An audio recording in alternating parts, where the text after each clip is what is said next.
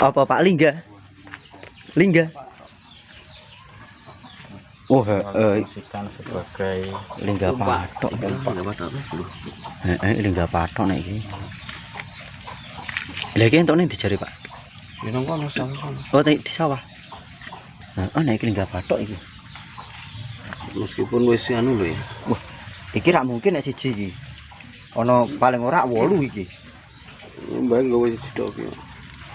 Ngarane umpak patok ini. Heeh, iki setidaknya ana 8 iki, Kak. Batas wilayah. Seharusnya ada 8 ini. Entuk ning sawah ngendi, Pak? Sawah ngendi entuke? Sawah Canden. Wah, wis kuwi. Sawah Canden wisan. Lah terus letak lokasine sawahe?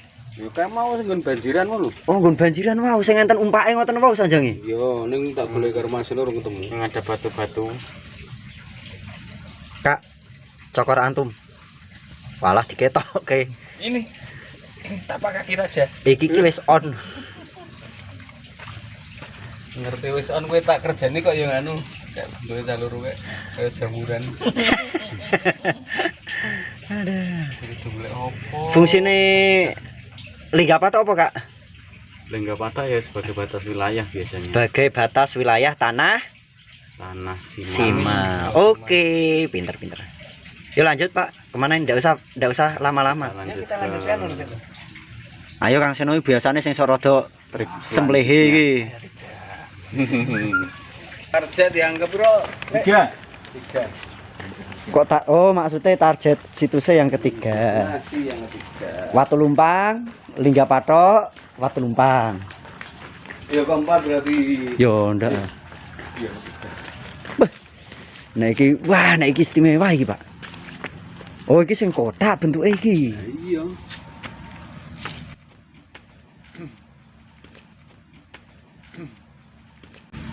Kita komentar wae kok. Gen aja koplo. Dasare koplo jaman kok. Ngopo tuh nyolongi gambar kabeh iki jan ra genah iki. Tuwa ora toto. Tamu kan yo kepo. Sejak kowe ya. Nah, iki. Nah, perbedaannya gini, Le. Nah, tadi kan Mas Beni sempat ngomong pura-pura ngono ya, Mas ya. Nggih. Fungsine Watu Lumpang opo? Sedangkan dalam prasasti yang disebut Sang Hyang Kalumpangan itu berbentuk yoni. Sedangkan untuk penelitian tentang Batu Lumpang itu belum ada yang mengetahui. Dari beberapa narasumber, termasuk ya rada mblawur lah. Tapi kajian tersebut masuk dalam artian gini.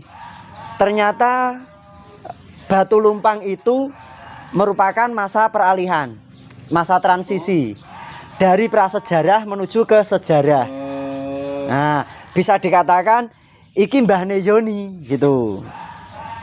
Jadi bisa dikatakan lebih tua ini dari Yoni. Nah, kenapa tidak tercantum dalam prasasti Sang Hyang Kalumpang itu sendiri? nah itu saya yang kurang tahu. Karena ada beberapa faktor lagi yang menyatakan bahwa Batu Lumpang itu memang sengaja dibuat untuk mempermudah suatu pekerjaan. Batu Lumpang loh ya. Seperti contoh? Seperti contoh untuk menumbuk hasil pertanian, untuk menumbuk hasil berburu dan meramu. Belum bisa berburu dan meramu. Nah, untuk menumbuk apa itu jenenge? Obat-obatan herbal seperti itu. Ada juga Batu Lumpang itu sebagai sarana pemujaan Dewi Kesuburan. Karena mungkin dahulu rumah sini kuwi wujude jek pertanian kabeh. Tapi tanganku ini terus sih ngopo, Pak? Ya tak karo Mas Juli pertanian kurang. Tanganku ngopo, Mas ya? Mas Jul ki ngopo, Mas Jul? Tanganku iso-iso ngene nak nerangke jan. Kayak pesawat nglimpang. Refleks. Lho refleks, Pak. Manja. Pendapat kedua, Watu Lumpang sengaja dibuat sebagai alat untuk mempermudah suatu pekerjaan. Sebagai contoh, untuk menumbuk hasil pertanian maupun untuk alat pengolahan obat-obatan herbal di masa itu. Pendapat ketiga, Watu Lumpang diciptakan sebagai piranti atau sarana pemujaan Dewi Kesuburan atau Dewi Sri atau Dewi Padi. Pemujaan tersebut dilakukan dengan cara mengikut sertakan lapisan masyarakat untuk melakukan acara sakral tersebut. Pemujaan kepada Dewi Sri pun dilakukan di tengah-tengah tanah yang luas dan lapang, tentunya dengan bacaan-bacaan mantra dan doa yang diharapkan. Dengan adanya ritual semacam itu, terciptalah tradisi wiwitan berasal dari bahasa Jawa yang berarti awalan. Ukir kan?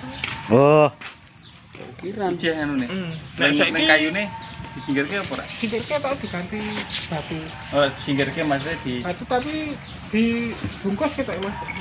coba ya Mas. Buka ya. Ya oke. Iki berarti sing kepiro iki Kak Seno? 4. Kok 4? Lumpang, Lingga Patok, Lumpang ya 3 iki to ya. OTW yang keempat, Kakak. Oh, OTW yang keempat. Mas Juli nek sini desane ikute apa? Baran Dukoh Lor. RT-ne? RT-ne?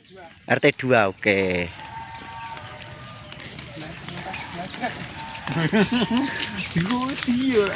Mau besok. Kami berharap ada sekarang ngomongnya pengalasan gitu. Nginongin di Kita menuju ke Batu Lumpang yang keempat atau objek yang keempat. keempat benar apa mau? Ya keempat toh. Wah, nek iki tebjo iki, Pak. Gedhi nek iki. Tapi ini bulat. Bulat nggih nek niki bulat nggih. Ngapunten Mbah, ora nggawa olah-olah. Ora apa-apa, cuk jan wis diniati ngono piye, Pak. Ning tapi nganu diameter lingkare tengah menggedhi yo, Pak. Karo mekah mau di situ jeruk. Nggih. Yang pertama tadi belum ada bentuk yang tadi mau dibuat seperti Mbah ngapunten iki tetep bulat. Yang kedua tadi putune metong-rong tak resi wongan gone iki. dan yang ini bentuknya bulat dengan diameter sekitar Piro jal? 80 120. 1 meteran ya. 120 wis manut aku. diameter loh Mas. Iya. Iya. Paham yang iki. Ora sembranak Rika. Ya terus ngopo kowe muni terus meneng wae iki. Nang ngono ki diraup. Ojo iki sreget ora. Iki ora. Iki wis sreget. Kayaknya 120 ora ono kudune. Oh lho bombong. 1 meter iki pas Tradisi tersebut masih terlaksana hingga sampai sekarang. Acara seperti itu masih diadakan khususnya daerah Pulau Jawa dan Bali. Wiwitan adalah upacara adat budaya yang dilakukan untuk mengawali atau memulainya masa panen. Kebanyakan acara-acara adat tersebut dilaksanakan saat mulai panen. Dengan adanya tradisi semacam itu, leluhur Nusantara mewariskan budaya ke generasi berikutnya.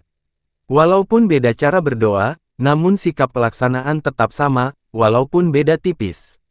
Jangan memiliki persepsi yang negatif. Karena, kita mempunyai konsep masing-masing dalam melaksanakan atau melakukan ucapan syukur terhadap Tuhan Yang Maha Esa. oh, serampan tapak palu ning pade iki lho ra dhewe. Pane karo macet. Ya ono masuk ini. Nek sing makam Cedak-cedak. iku nek sing koyo ngene tapi ning kono dusun. Ya, dusun kene tapi beda RT. Nah, sing londolan sing pager itu. Lah nek makam sepuh iki, Mas. Heeh, makam kuwi. Oh, ya wis masuk yo. Nyampur. Iya yo. Ora bablas kono ora iso. Yo sing adape to, Pak. Sing genah sarwah. Iya, Dil ya.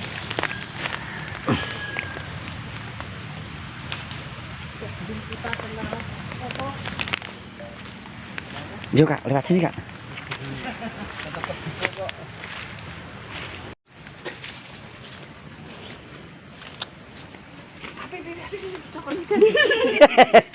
Gaplek kena sithik tok.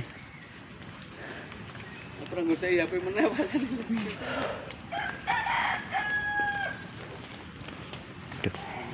Assalamualaikum.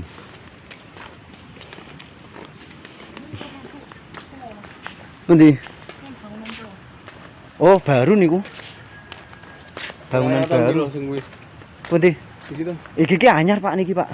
Nek botone iki yo kuno iki. Nah, iki sing tak kasih kuwi. Oh, Banon. Nah. Banon nih Pak. Banon mau jirat makam. Banon nek iki. Banon. Sik, nggih iki ana makam sing tuwa apa ora iki?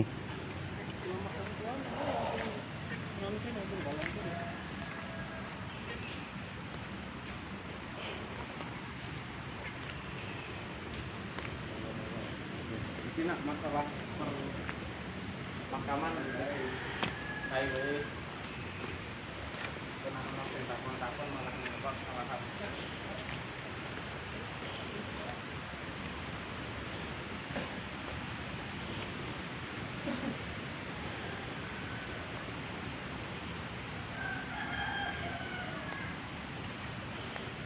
Saged dibuka, Mas? Oh, bisa. Oh, nah iki jan, dalem. Mataram. Nggih. Assalamualaikum.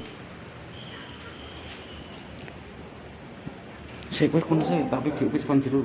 Iya. Kowe kokon. Iya. Mataram, Pak.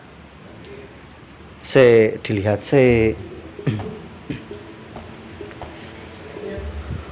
Oke. Tak. Enten lampu nih, Mas. Assalamualaikum ya ahlal kubur. Oh, bukan Mataram lagi, pahatan anyar deh. Ngelangkain iki mesti jenengan iki makam iki. Baran Dukuh Lor, Pepunden Nyai Barjo, Mbah Angga Praya. Wah, iki jenengan-jenengan Mbah Wiro Praya, Mbah Kerto Praya, Mbah Karto Praya. Iki sak keluarga iki berarti. Sak trah iki. Ya ya.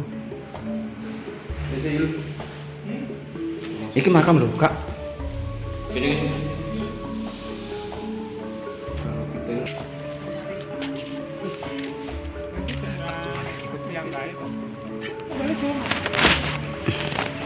Iki berarti objek yang ke-5 ya? Lewat ini. Lewat di. Ya wis manut. Manut itu manut ning. Aku nyuting kae menunggu kae metu latae terus. Di ngono. Sapa? Ketemu. Sing tak rekaman ora iki. HP sudah on.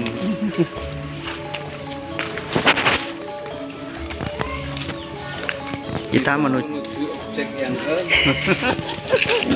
aku gak arep mending 5. padahal aku semuni lho iso-isone kok yang barengi lek temane padha gapleki. Aduh. Ayo nyalakan kameranya, ayo semua siap.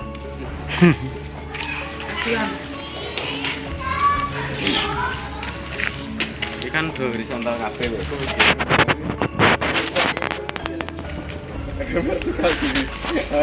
Oh iya. Iki. Kok ngene kon? Iki watu lumpang sing keping 5 nih. Oh, Kan tak gawe pro to Pak ceritane. Pendapat keempat, watu lumpang memiliki pasangan yaitu sebatang alu, penyebutan bahasa Jawanya, yang terbuat dari batu juga.